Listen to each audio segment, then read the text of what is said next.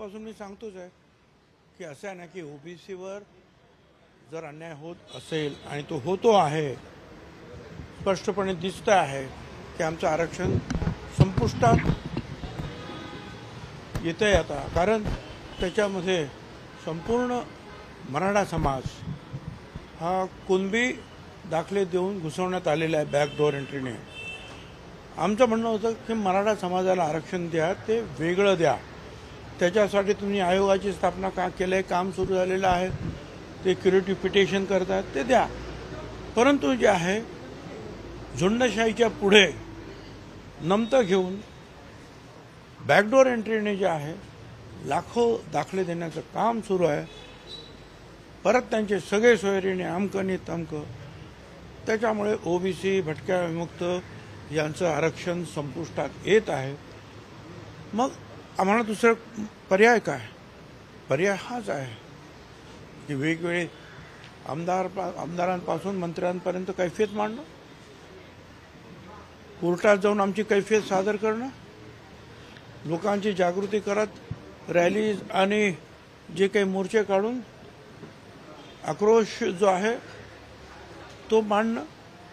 लोकशाहीने जे काही आम्हाला अधिकार दिले आमच्यावरच्या या होत असणाऱ्या या संकटाच्या विरुद्ध लढण्यासाठी, ते सगळी आयुध आम्ही वापरतो, ते वापरणार. त्याप्रमाणे आम्ही गेलोय कोर्टामध्ये. पण जरांगे पाटलांनी पुन्हा एकदा आंदोलन उपोषणचा इशारा दिलेला आहे. सरकार कुठेतरी वेठी ते ठीक आहे. आता त्यांचं काय, आता ताबडतोब आमचे काही सचिव असतील, मध्यस्थ असतील, मंत्री असतील, ताबडतोब जातील. त्या गाड्या बिड्या तयार होत असतील, इमिजिएट जातील. त्याची काही काळजी करू नका तुम्ही. तेवढे ताबडतोब जाणार आणि काही GR काढायचे असतील ना, ते पण फटाफट निघतील.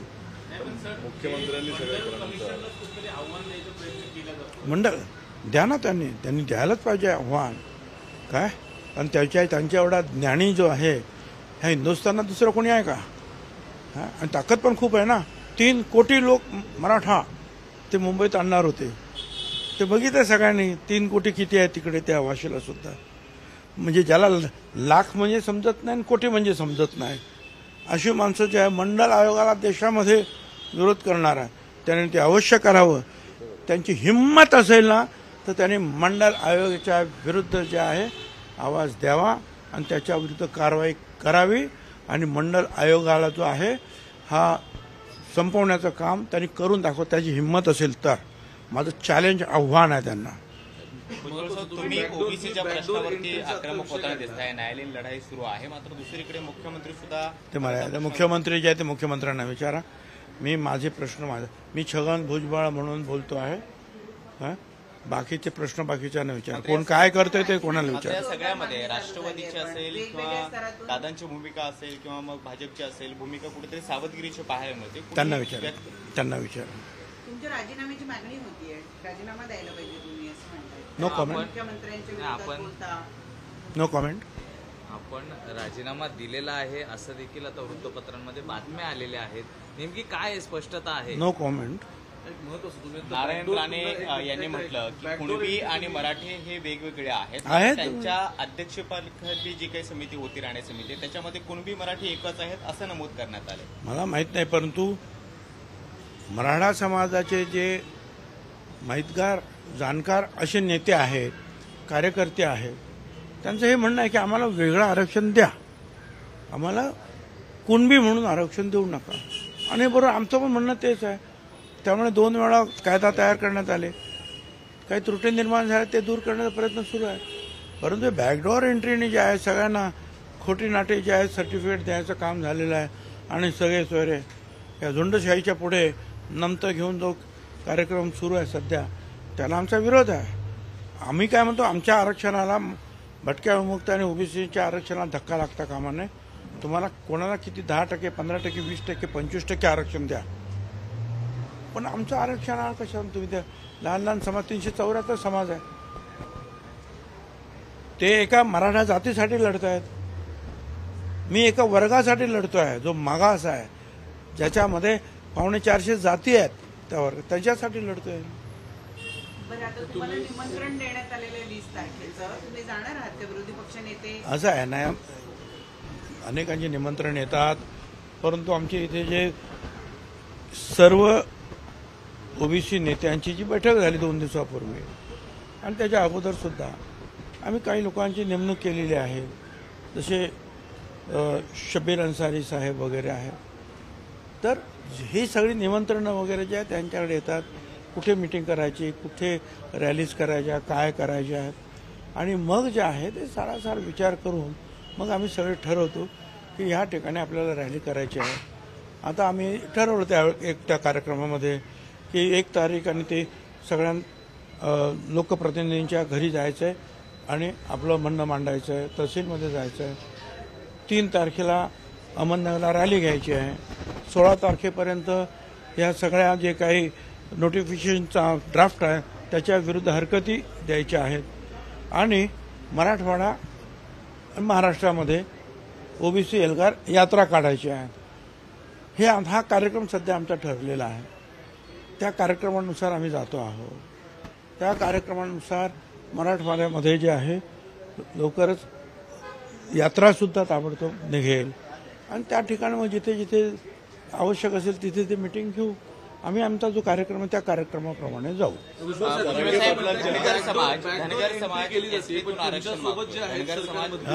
बॅकडोर एंट्री दिली जाते असं तुमचा आरोप आहे, पण ही बॅकडोर एंट्री तुम्ही ज्या सरकारमध्ये आहात त्यातलेच मुख्यमंत्री किंवा बाकीची त्या सरकारमध्ये सिस्टीम येते, अशा वेळी तुम्हाला विश्वासात घेतलं जात नाही का, किंवा तुमच्याशी कोणती चर्चा केली जात नाही का, तुम्ही कॅबिनेटचा भाग आहात? बॅकडोर एंट्री जर कोण करीत असेल तर त्याची चर्चा करून थोडंच कोण देत आहे.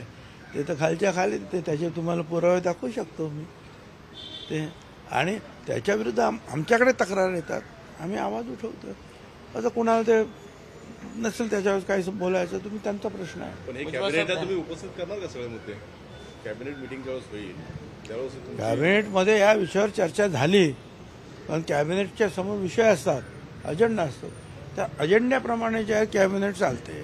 तुमचा अजेंडा? माझा अजेंडा फक्त आता ओबीसी बचाव, भटक्या विमुक्त बचाव एवढाच आमचा अजेंडा. धनगर समाज एसटीतून आरक्षण मागतोय. रोष निर्माण केले जाते, तुमचे फोटो काढण्यात आले, तुम्ही काय आव्हान कराल? कारण की ज्या पद्धतीने रोष करा ना ते. अहो माझे फोटो काय फाडण्यात आले, माझे पुतळ्याला काय चपला काय मारतात, जाळतात, माझं तर जाऊ द्या. पण गावागावामध्ये गेले 3-4 दिवस जे आहे जो उन्मादी उत्सव सुरू आहे, उन्मादी उत्सव 3-3 वाजेपर्यंत डीजे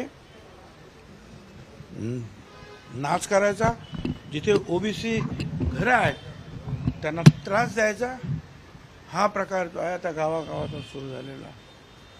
दुर्दैवाने ते काही 1-2 ठिकाणची अशी प्रकरण माझ्याकडे कोणीतरी सांगितली की जिथे 2 घरं आहेत, 1 घर आहे ओबीसीचं, ते गावच सोडत आहेत. आज खालपर्यंत जे आहेत ना ही परिस्थिती. ठीक आहे, आम्ही भाषण करतो, आम्ही रॅलीज करतो, ते ठीक, परंतु ज्या वेळेला हा विजयी उन्माद की आम्ही जिंकलो, आम्ही मिळून आलो मुंबईवरून, सगळं आरक्षण आमचं झाला आणि त्याचा जो उन्मादी उत्सव, नुसता उत्सव नाही, उत्सव साजरा करायला कोणाची ना नाही, उन्माद, आणि तो ओबीसीच्या विरुद्ध शिवी गाळ देत, डीजेवर सुद्धा मला शिवी गाळ देत गाणी, हे सगळं आम्ही पाहतो आहोत. कदाचित मुंबई आणि तुम्हाला ते मीडियासमोर येत नाही, परंतु तुमच्या गावच्या ज्या पत्रकारांना तुम्ही विचारा, मीडिया पर्सनॅलिटीला, ते काय सांगतील तुम्हाला आज. आणि ही भयंकर परिस्थिती जी आहे आज राज्यामध्ये दुर्दैवाने निर्माण झालेली आहे. तुम्हाला मिळालं काय, ठीक आहे, आम्ही कायद्याच्या कसोटीवर ते किती बरोबर आहे, काय चूक आहे ते पाहू, पण लोकांना त्रास गावागावातून. मला असं वाटतं की परिस्थिती जी आहे थोडीफार चिघळत चाललेली आहे. आता ज्याचा त्याचा प्रश्न आहे की त्याच्याकडे कसं पाहायचं ते. भुजबळ साहेब, धनगर समाज एसटीतून आरक्षण मागतो, यावरती आता आदिवासी नेते म्हणतायत की आमची सुद्धा अवस्था ओबीसी समाजासारखी झालेली आहे, बॅकडोर एंट्री होते. असं आहे, आता असं आहे, त्यांचा सुद्धा धनगरांचा प्रश्न गेली कित्येक वर्ष सुरू आहे, ते हायकोर्टात सुद्धा आहे. पण तूर्त जे आहे धनगर सुद्धा समाज जो आहे हा आमच्या ओबीसीचाच भाग आज तरी आहे. त्याच्यामुळे आम्ही सगळे अगोदर हे वाचवा याच्यासाठीच धनगर समाज आमच्या बरोबर आहे आणि आम्ही एकत्रित जो आहे धनगर समाज, वंजारी समाज, भटका, मुक्त हे सगळे समाज आमच्याबरोबर आहे. आम्ही सध्या तरी या गोष्टीवर जे आहे लक्ष सगळ्यांनी केंद्रित केलेलं आहे. धनगर समाजाच्या लढाईमध्ये तुमच्या आंदोलनाचं समर्थन देतो, मी तुमचं आंदोलन पुढे नेतो, मुस्लिम आणि धनगर अहो जगातलं काय ते तर काय, अमेरिकेतलं सुद्धा जे आहे ना, एखादं जर ते आले ऑस्ट्रेलिया, तिथे आपले जे काय निग्रो समाजाचे, त्यांना आपण काय म्हणतो दुसरं, हां ते ती सगळी जे आहेत वर्णद्वेष तिकडे सुद्धा चालू आहे, तिथे सुद्धा ते जातील. काय ह्याचं काय जातील, विश्व नेते हो पाहत आहेत. हां विश्व नेते हो पाहत आहेत. माझ्या शुभेच्छा आहेत. सर हिंदी में सवाल ये कि गांव-गांव में जो उन्मादी वातावरण आप कह रहे हैं कि उन्माद हम देख रहे हैं, जो चरम पर है, जिसके चलते ओबीसी के जो घर हैं, ओबीसी के परिवार, उनको तकलीफों का सामना करना पड़ा है. बहुत.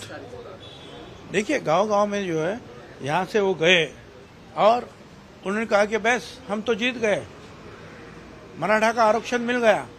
क्या मिल गया, कैसे मिल गया? तो कुनवी सर्टिफिकेट लेकर ओबीसी में बैकडोर एंट्री से वो सारे बैठ गए. 57 लाख और उनके सारे सगे संबंधी, उसके ऊपर जो कानून बनाए जा रहे हैं, और हम जीत गए करते हुए जो गए हैं गांव-गांव में, जो है देहातों में रात 3 बजे तक डीजे के ऊपर जो है गाली गलौज करते पूरे नाच गाना शुरू है ओबीसी के घरों के सामने, और कई जगह पर जो है मारपीट हो रही है. बहुत खराब वातावरण नीचे हो रहा है क्या. और मैं कहना चाहूंगा पुलिस फोर्स को भी, इसमें आप तुरंत इन चीजों को रोकना चाहिए. कानून है, 10 बजे के बाद कुछ आवाज नहीं करेगा. क्या उनके लिए कुछ कानून नहीं है? उनकी तो सभाएं रात को 3-3 बजे होती थी, वही अभी भी चालू है. 3-3 बजे तक डीजे जो है जानबूझकर किसी ओबीसी के घर पर, पिछड़े के घर पर जाकर गाली गलौज कर. हमको तो गाली गलौज जो ओपनली चालू है, शुरू है, सब कुछ शुरू है. धमकियां आती हैं, थ्रेट्स आते हैं, खत्म करेंगे, ये करेंगे, वो करेंगे. वो तो चला, अभी उसकी भी आदत हो गई. जो होना है वो देखेंगे. और कम से कम जो है जनता को, जो है गरीब लोगों को बचाने की तो कोशिश हो जाए. मुख्यमंत्री एकनाथ शिंदे भी खुद जाके वहां पे खड़े होते हैं, कहीं ना कहीं सरकार सरेंडर है, ऐसी स्थिति से उनको लगती है, इसीलिए वो ज्यादा उन्माद है क्या? मुझे नहीं मालूम, आप इसके ऊपर जो है आप खुद टिप्पणी कर सकते हैं. उन्माद है ये तो मैं जान रहा हूँ. अब वो उन्माद इतना क्यों पैदा हुआ, ये तो आप लोग सब लोग उसके ऊपर जो है ध्यान दे दें गौर से, फिर मालूम पड़ेगा. मुझे नहीं मालूम क्या है, क्यों इतना. वड़ट्टीवार आपको आमंत्रित कर रहे हैं कि आप शामिल होइए, वो मोर्चे का आयोजन कर रहे हैं, आप जाएंगे. एक कहीं ना कहीं संगठित नेतृत्व की और संगठित प्रयास. देखिए मैं वड़ट्टीवार हालांकि पहले मीटिंग में आए, दूसरे दिन जो है उन्होंने हमारे खिलाफ पूरी यूटर्न लेकर बातें कही. हमने कुछ भी नहीं कहा और आज भी नहीं कुछ कहेंगे. फिर वो चाहते हैं कि मैं फिर से इस काम को जुड़ना चाहता. उसको हम कहते हैं ठीक है, हमें कोई प्रॉब्लम नहीं है. हमने उनको जो है वेलकम किया कि करो भाई, ओबीसी का काम करो. मगर यहाँ जो है हमारे सारे ओबीसी अलग अलग पार्टियों के हैं, अलग अलग जातियों के जो है, ये सब एक है. और वो लोग जो है वो प्रोग्राम हमारा तय करते हैं, और हमारे निमंत्रक है शब्बीर अंसारी साहब, वो डिक्लेयर करते हैं कि प्रोग्राम क्या है, रैलीज कहाँ होगी. जैसे कि अभी तय हुआ है 1 तारीख को सारे सांसद हैं, विधायक हैं, उनके घरों पर जाएंगे और उनको कहेंगे कि ओबीसी का आरक्षण बचाओ. तहसील पर जाएंगे, कहेंगे बचाओ. 3 तारीख को अहमदनगर पर रैली होगी, उसमें जो है सबको शामिल होने का जो है निमंत्रण दिया गया है. और फिर 16 तारीख तक ये जो नए जो है ये कुछ नोटिफिकेशन आ रहे हैं, उसका जो ड्राफ्ट वगैरह जो आ रहा उसके ऊपर जो ऑब्जेक्शंस लेना है, तो लाखों की तादाद में वो काम शुरू है. और साथ साथ जो है एक कमेटी फॉर्म हुई है, जहां अलग अलग पार्टी और अलग अलग जातियों के लोग हैं, विशेषतः मराठवाड़ा से. वो चौकआउट कर रहे हैं, तय कर रहे हैं कि वहां ओबीसी एल्गार यात्रा निकलेगी और वो कितने दिन निकलेगी, कहाँ रुकेगी, कहाँ रैलीज होगी, कहाँ मीटिंग्स होगी, हम उसके मुताबिक जाएंगे। सर, आप ओबीसी के राष्ट्रीय स्तर के भी नेता हैं, क्या राष्ट्रीय स्तर पर से आपको किसी ओबीसी नेता का फोन आया है? क्या वो आपसे जुड़ने की बात कह रहे हैं, आपके आंदोलन को अपना समर्थन दे रहे हैं? कैसे कोई बातचीत राष्ट्रीय स्तर के नेता? देखिए, राष्ट्रीय स्तर पर ये बात तब जाएंगी जब आप हिंदी, अंग्रेजी, ये जो मीडिया है वो वहां तक यहाँ का जो संकट है वहां तक पहुंचाएंगे, यहाँ का जो दुख है वहां तक पहुंचाएंगे, तब लोग वहां से भी जो आवाज करेंगे। अभी तो ये उपोषणकर्ता लीडर जो है मराठा का, उसने तो कहा कि हम तो मंडल कमीशन की अभी खारिज कर देंगे। मैंने कहा कहो, करो, हम सुप्रीम कोर्ट में जाएगा, हम मंडल को खत्म कर, मंडल आयोग को खत्म करेगा, ये आरक्षण पूरा ओबीसी का खत्म करेगा। अब वो बोला है तो वो मैं बोला कि आप करो, और फिर जो है देश में क्या हलचल होती दिखेगी, सामने आएगी सारी बात।